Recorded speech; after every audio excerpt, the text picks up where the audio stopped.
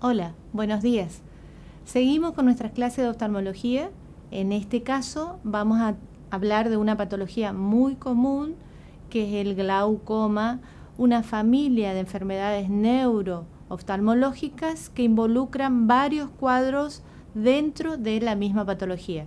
Entonces lo interesante es que el médico general sepa diferenciar cada uno de esos cuadros para la derivación oportuna y el tratamiento adecuado. ¿Comenzamos? Existen diferentes definiciones de glaucoma. La clásica dice que es el aumento de la presión intraocular, PIO, que lleva al daño del nervio óptico y del campo visual. Una definición más moderna dice que es una neuropatía óptica anterior, crónica, evolutiva, multifactorial, donde el factor más importante justamente es el aumento de la presión intraocular. Si bien no existe una única definición, se aceptan en general como signos más representativos que hay una alteración nerviosa que provoca un daño funcional irreversible, y esto es importante que ustedes recuerden. El glaucoma daña irreversiblemente el nervio óptico. La evolución de la enfermedad disminuye la visión y significa obviamente un gran problema de salud pública con altos alcances socioeconómicos para la población. En general se dice que el 2 al 3% de la población mundial padece algún tipo de glaucoma. Entonces, es un problema de salud mundial, la principal causa de ceguera irreversible en el mundo. Alrededor de 70 millones de pacientes son glaucomatosos en evolución y 7 millones son ciegos bilaterales. Es la segunda causa de consultas en oftalmología. Y el dato interesante acá es recordarles que estos 7 millones son ciegos bilaterales irreversibles. Ya no se puede hacer nada para mejorar su visión. Está catalogado por la Organización Mundial de la Salud como el responsable de alrededor del 80% de la ceguera evitable. Fíjense, si podríamos evitar un alto porcentaje de cegueras, sería muy interesante para la salud pública mundial. ¿Cómo se clasifica este glaucoma? Habíamos dicho que es una gran familia. Se puede clasificar en glaucoma primario, secundario y congénito. Y dentro del primario, como ven que está remarcado, existe un glaucoma de ángulo abierto y un glaucoma de ángulo cerrado. Dentro del glaucoma primario de ángulo abierto y de ángulo cerrado, tenemos casi el 95 al 75% de todos los casos de glaucoma, son los más comunes, mientras que los secundarios y congénitos son poco frecuentes. Entonces nos abocaremos a los glaucomas primarios. Glaucoma primario de ángulo abierto y cerrado involucra el ángulo esclerohirido corneal, que ustedes recordarán que vimos en las primeras clases de anatomía, cuando hablábamos de aquel ángulo por donde se desaguaba, se eliminaba el humor acuoso, que se está formando constantemente a razón de 2 a 3 microlitros por minuto. Si se forma en esa cantidad permanentemente los 365 días del año, 24 horas al día, tiene que tener un sistema de drenaje acorde a su producción para evitar algún tipo de acúmulo de humor acuoso. Cuando esto no sucede, y sobre todo cuando el sistema de drenaje no funciona adecuadamente, aparece un remanente de humor acuoso dentro del globo ocular que provoca un aumento de la presión intraocular y, si se prolonga en el tiempo, lleva al glaucoma. El glaucoma de ángulo abierto y de ángulo cerrado, como glaucoma primario, a la izquierda ven la imagen de un ángulo abierto y a la derecha el mismo ángulo recreado como cerrado. Fíjense que hay un efecto mecánico que impide que el humor acuoso pueda eliminarse.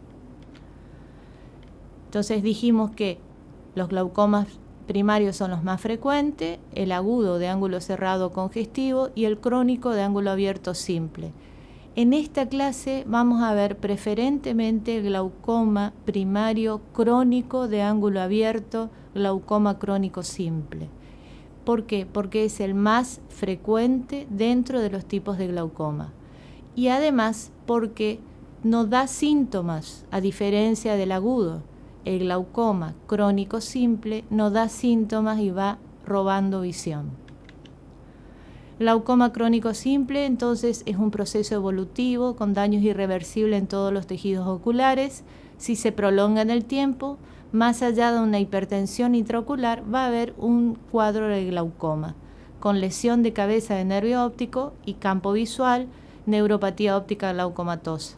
Conduce a la ceguera y recordemos lo que habíamos dicho, que es una ceguera prevenible.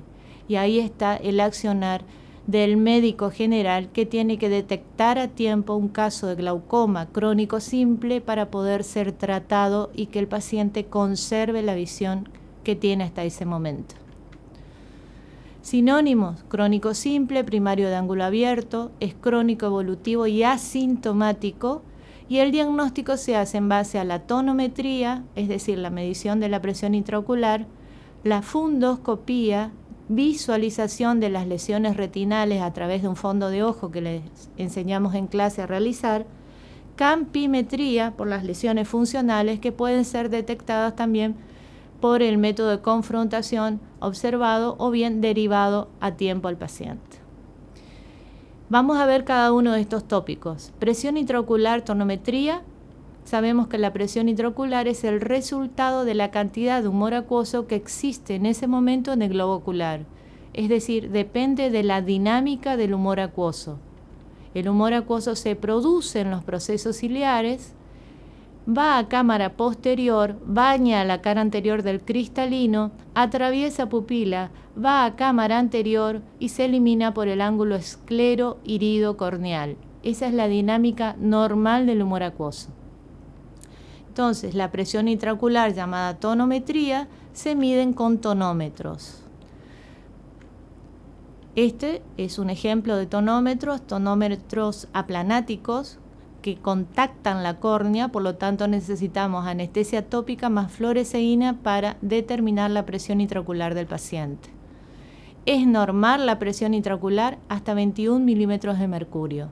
Más allá de estas cifras, podemos pensar que hay una hipertensión ocular. La presión intraocular no es la misma durante todo el día en el individuo. Es menor durante las horas de la mañana y va aumentando con el correr o el transcurso del día. Por eso, en casos dudosos, es interesante realizar lo que se denomina curva diaria de presión, que es la determinación 6 u 8 veces en el día de la presión intraocular y la obtención de un promedio de esas presiones obtenidas. El segundo punto de diagnóstico, las lesiones retinales o fundoscopía. A través de la fundoscopía podemos ver el fondo de ojo, fundamentalmente el polo posterior. Como ven acá es un polo posterior normal, pero tienen que focalizar su mirada en la papila óptica, la excavación fisiológica, como ven en el cuadro de la izquierda. La excavación fisiológica tiene un anillo neural que lo rodea y tiene una determinada proporción que generalmente es 1/3 de toda la papila. Si supera ese tamaño, como en la imagen de la derecha, van a observar que se trata de un aumento de la excavación fisiológica, por lo tanto sugerente de glaucoma. Otras imágenes in vivo con el esquema a la derecha. Y esta es la evolución en el tiempo de una papila glaucomatosa. Desde la izquierda, en sus inicios, van a ver cómo se va incrementando, cómo va aumentando el diámetro de la excavación fisiológica hasta llegar al cuadro de la derecha, donde queda un pequeño anillo de reborde, como un reborde de la papila normal. El resto es todo patológico. Y el tercer punto de diagnóstico es el método de confrontación, que si bien es un método grosero que nos permite ver en general cómo está el campo visual del paciente, esto lo vimos en clase en semiología, en las primeras clases, pero le puede dar una idea de cómo está el campo visual del paciente, siendo ustedes los examinadores con un campo visual normal. Estos son parte de los estudios que se hacen a los pacientes para ver en 3 dimensiones cómo está el campo visual la retina del paciente, cómo se encuentra la excavación fisiológica Y repetimos, para un diagnóstico de glaucoma crónico simple necesitamos tonometría, fundoscopía y campimetría fundamentalmente.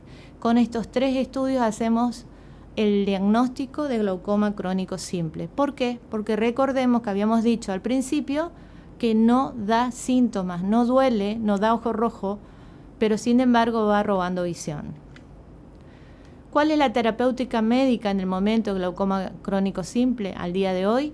Aquellos que disminuyen la formación del humor acuoso y otros que facilitan la salida del humor acuoso, siempre pensando, haciendo foco en la dinámica del humor acuoso. Entre los que disminuyen la formación tenemos inhibidores como la acetazolamida, brinzolamida y dorzolamida. Estos 2 últimos son en forma tópica, la acetazolamida en forma oral, los inhibidores de la anhidrasa carbónica, los adrenérgicos dipivefrina y brimonidina, beta bloqueantes, timolol, betaxolol y cartiolol. Acuérdense que al administrar beta bloqueantes tenemos que saber si el paciente no tiene algún tipo de cardiopatía o alteración pulmonar que contraindique su uso.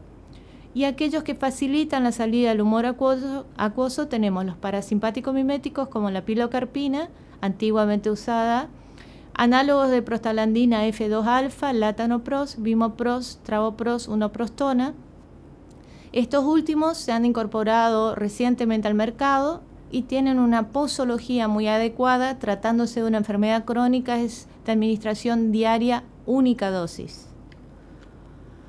Terapéutica quirúrgica, cuando ya todos los medicamentos no dan resultado y el glaucoma sigue avanzando, se propone al paciente entonces una terapéutica quirúrgica que puede consistir en una trabeculectomía, implante de válvulas de Ahmed, iridectomía periférica o iridotomía con láser.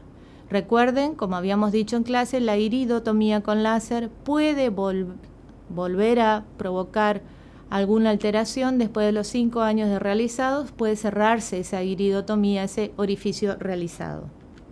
Muchas gracias.